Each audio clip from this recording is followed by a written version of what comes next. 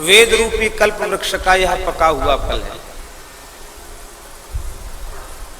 सुखदेव जी के मुखारविंद का स्पर्श होने से इसकी मिठास और अधिक बढ़ गई है।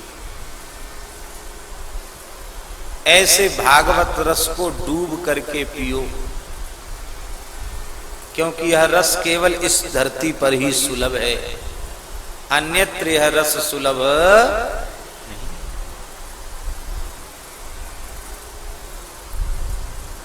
नैमिषारण्य में शौनकादि 88,000 ऋषि विराजमान हैं। सुभद्र वेदी पर सूत जी महाराज विराजमान हैं। महर्षि शौनक यही प्रश्न कर रहे हैं कि भगवान पुंसाम एकांततः श्रेयः तन्न संसितुमर्हसि, आप कृपा करके यह बतावें जीवों का अत्यंत सहजता पूर्वक सरलता पूर्वक कल्याण कैसे हो। हे भगवान, कलयुगी प्राणी में एक दोष तो यह है कि वो अल्पायु है, बहुत कम आयु वाला है, और इसके साथ 4 दोष और हैं।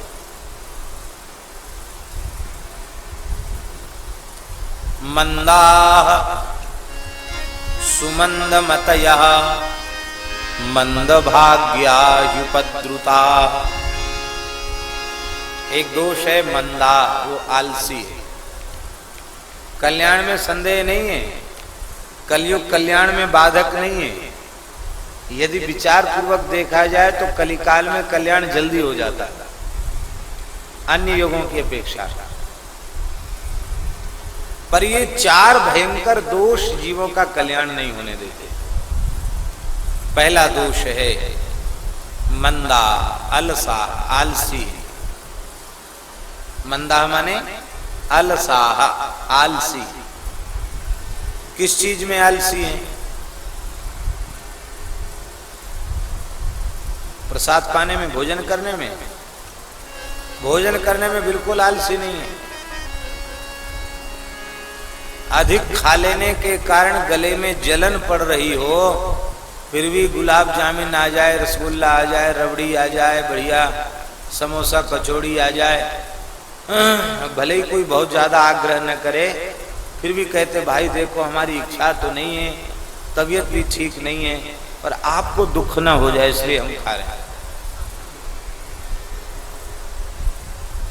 भोजन में बिल्कुल आलस नहीं।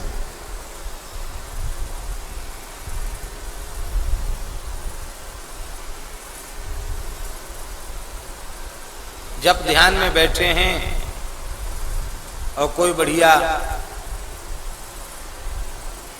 रबड़ी का भोग लगा के ले आया, मलाई का भोग लगा के ले आया, महाराज लीजिए। बच्चा बिल्कुल ठीक कहते हो, प्राप्त मात्रेण भोक्तव्यम नात्र कार्य विचारणा।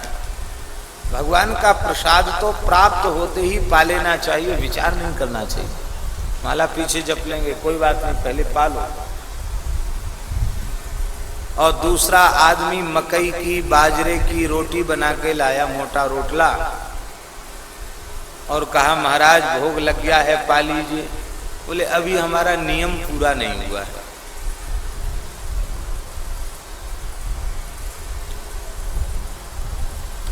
हम प्रसाद लेना नहीं चाहिए, नहीं हम कहना चाहते, हम ये कहना चाहते हैं प्रसाद के नाम पर भी हमारी पदार्थ निष्ठा ही बनी रहती है।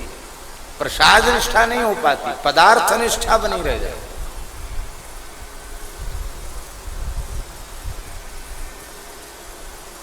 भोजन में बिल्कुल आलस्य नहीं है, भजन में आलस्य है, भजन में प्रमाद है, सत्संग में प्रमाद है, नाम जप में प्रमाद है, नाम संकीर्तन में प्रमाद है, भगवत चरित्र श्रवण में प्रमाद है।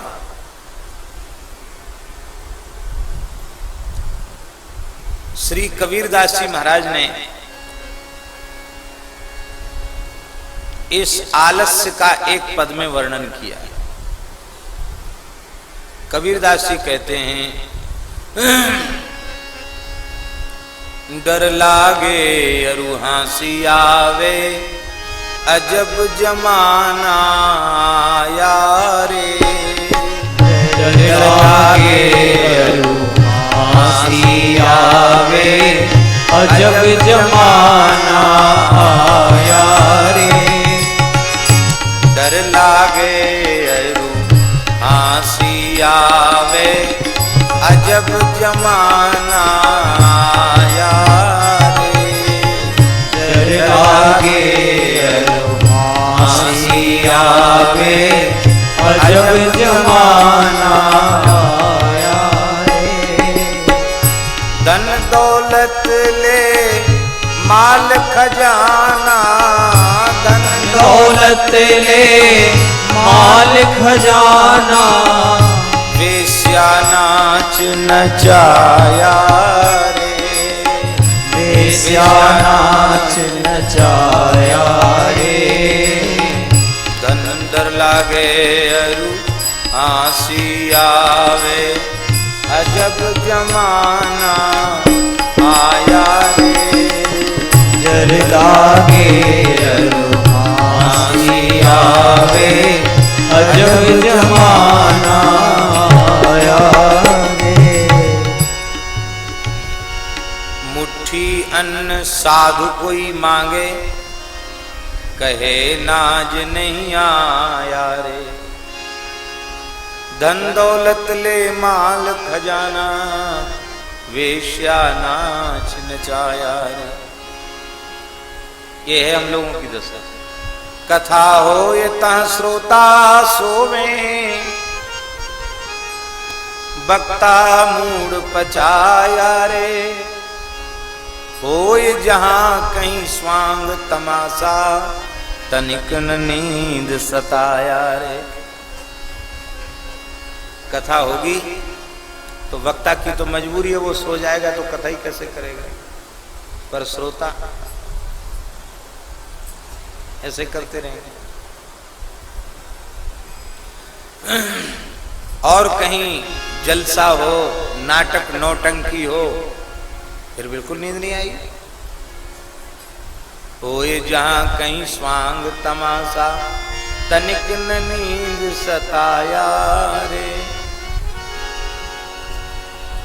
भंग तमाकू सुल्फा गांजा, सूखा खूब उड़ाया रे। गुरु चरणामृत ने मन धारा, मधुआ चाखन आया रे।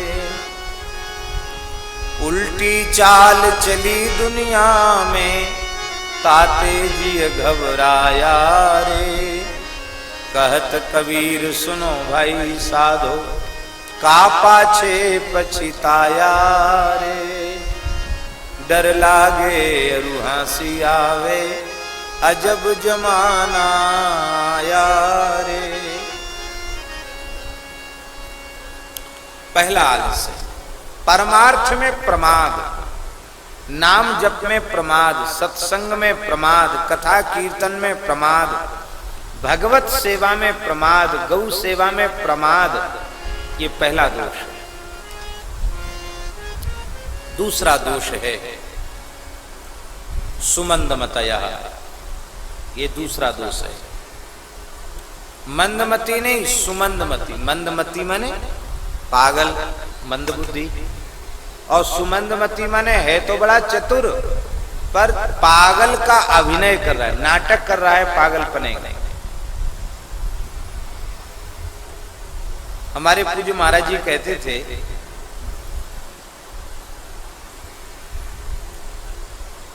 भारतवर्ष में अध्यात्म सबसे सस्ता है।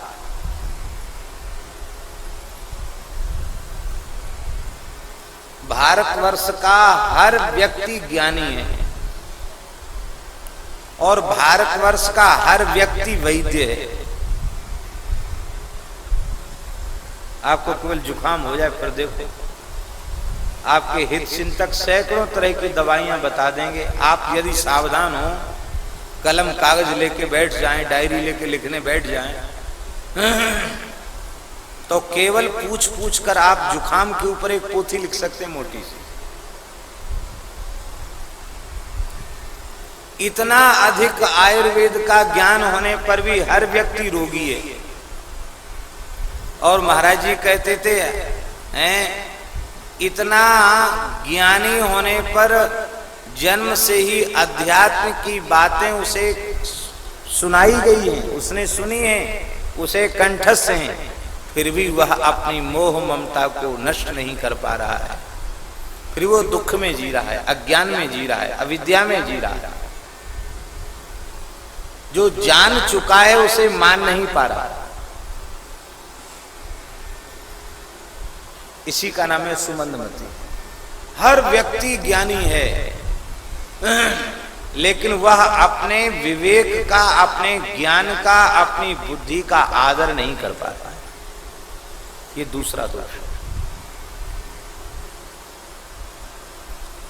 हमारे वृंदावन के एक संत बताते हैं, अभी भी हैं, बहुत अच्छे महात्मा हैं। वो बताते थे एक गुसाई जी की, कि किसी की मृत्यु होने पर संस्कार में जाते तो वहां से लौट के आते, उन गुसाई जी के बड़े भाई बड़े उच्च कोटि के संत वृंदावन में माने जाते थे। तो कहते, बड़े भैया को दादा कहते, दादा ये सब संसार नाशवान है, सब झूठा है, कुछ साथ जाने वाला नहीं है, अब तो भजनी सार है। तो उनके दादा हंसते हुए कहते कि लगता अब तो तुम संस्कार करके आए हो, अब तुम सब छोड़ के भजन में ही लग जाओगे। फिर थोड़ी देर में अखबार मंगा करके चाय पीते हुए अखबार देख के कहते, अरे आज सोने का भाव पता कर लें, आज सोने का क्या भाव है, चांदी का क्या भाव है। सोने का काम करते थे तो फिर व्यापार भाव, बाजार भाव देखने लग जाते थे। तो उनके जो बड़े भाई गुसाई जी थे, बहुत अच्छे संत थे, राधा वल्लभी गोस्वामी थे, वो कहते थे कि देखो हमारा भैया, खास छोटा भाई है, बहुत ज्ञानी है, लेकिन बस वो ज्ञान की चर्चा करते करते फिर उसे अपने धंधे की याद आ जाती है, फिर सोने चांदी के भाव देखने लग जाता है। ये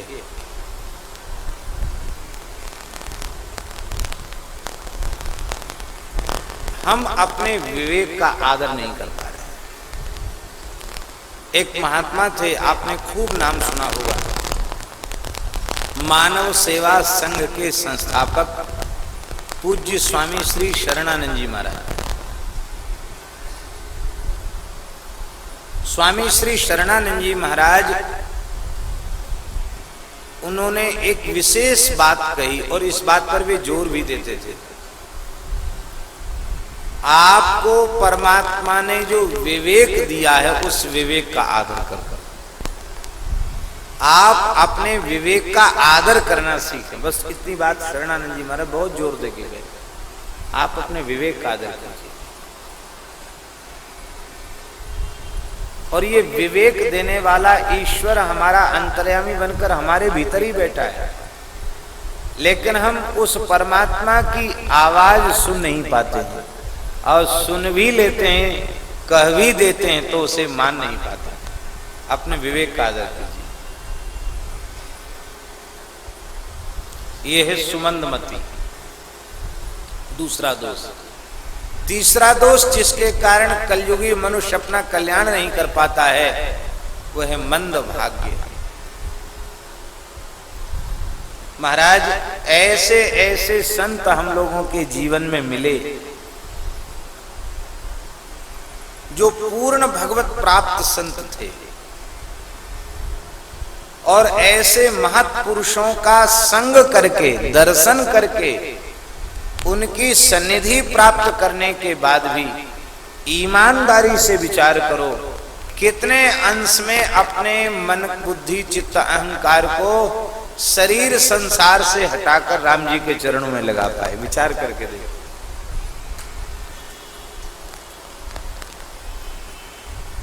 कहीं ऐसा तो नहीं कि ढाक के तीन ही पात, ये कहावत हमारे लिए ही कही गई हो। ढाक होता ना पलास, तीन ही पत्ते होते हैं, पहले जैसे थे अब भी वैसे ही। आप अपने जिन सदगुरुदेव भगवान का स्मरण करते हैं, श्री अयोध्या माधुरी कुंज वाले श्री महाराज जी, पूर्ण विश्वास करते हैं कि नहीं वे भगवत साक्षात्कार संपन्न महात्मा थे? विश्वास करते हैं। श्री प्रेम भिक्षु जी महाराज इसी धरती पर प्रकट हुए महान नामनिष्ठ संत, भगवत प्राप्त संत। क्या आपको संदेह है कि वे भगवत साक्षात्कार संपन्न नहीं थे? पूर्ण विश्वास है कि वे भगवत साक्षात्कार संपन्न महापुरुष थे। अरे बहुत दूर की बात छोड़ दीजिए, अभी पूज्य प्रातः स्मरणीय श्री नारायण दास जी भक्तमाली जी महाराज, मामा जी महाराज, जिनका दर्शन करते ही लगता था कि ये श्री किशोरी जी के परिकर से ही मिथिला रस का परिवेषण करने के लिए ही श्री किशोरी जी ने अपने परिकर से इनको धरती पर भेजा है। जिनकी साधुता, सहजता, जिनका दैन्य अद्वितीय था, अनुपम था। एक दो संत हैं, कितने संतों का दर्शन किया। अभी दास ही सूची गिनाने लग जाए तो 20 भगवत प्राप्त संतों का जिनका हमने दर्शन किया, हम उनका नाम गिना सकते हैं। इतने बड़े बड़े महापुरुषों का दर्शन और सत्संग प्राप्त करने के बाद भी यदि हम भोगों से अपनी वृत्ति को हटाकर श्री युगल सरकार के चरणों में नहीं लगा पाए, तो विचार कीजिए हमसे अधिक भाग्यहीन और कौन है।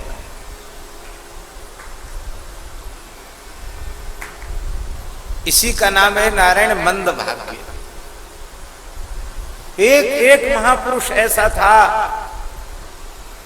जिसका संग हमने किया है कि हमारी वृत्ति शरीर संसार से हटकर युगल सरकार के चरणों में लग जानी चाहिए थी, भोगों से मन हट जाना चाहिए था, लेकिन नहीं हटा और उसी में डूबते चले जा रहे हैं।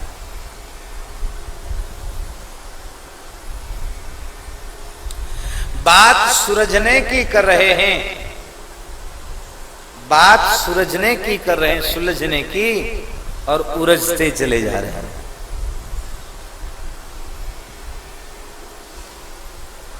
इसी का नाम है मंद भाग्य।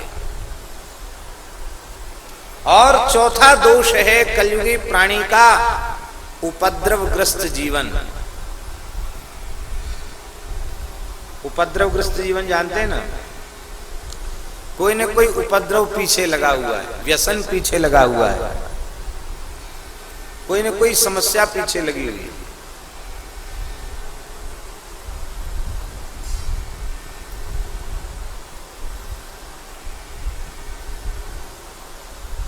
अभी शिवमलुक जी की वाणी आज ही देख रहे थे, उसमें एक बात बड़ी सुंदर आई कि 8 प्रहर होते हैं। 24 घंटे में कितने प्रहर होते हैं? 8। तो कहते हैं कि 5 प्रहर तो धंधे पानी में चले गए, संसार के कार्यों में चले गए, और 3 प्रहर सोने में चले गए। अब बताओ भजन के लिए तुम्हारे पास कितना समय है?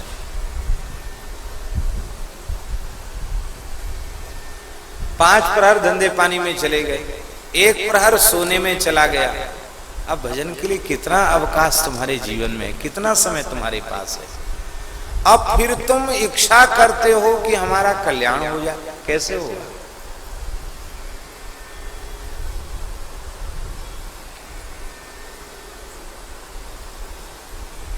अरे नारायण जो बात याद रखने की थी वो तो भूल गए, और जिसको याद रखने से कोई लाभ नहीं वो सब याद बना हुआ है। और सब भूले तो भूल जाओ, पर 2 चीज मत भूलो।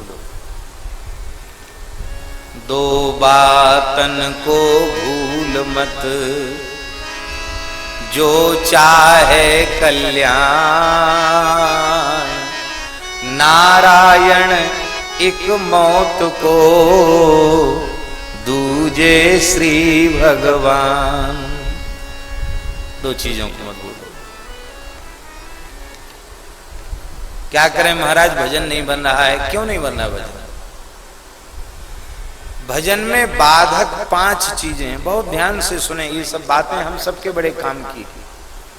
भगवत स्मरण में, भजन में, सत्संग में बाधक 5 दोष हैं।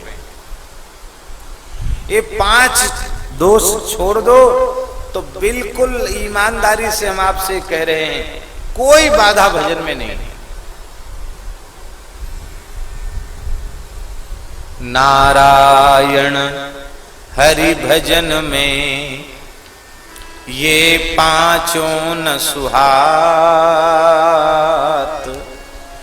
विषय भोग निद्रा हंसी, जगत प्रीति बहु बात।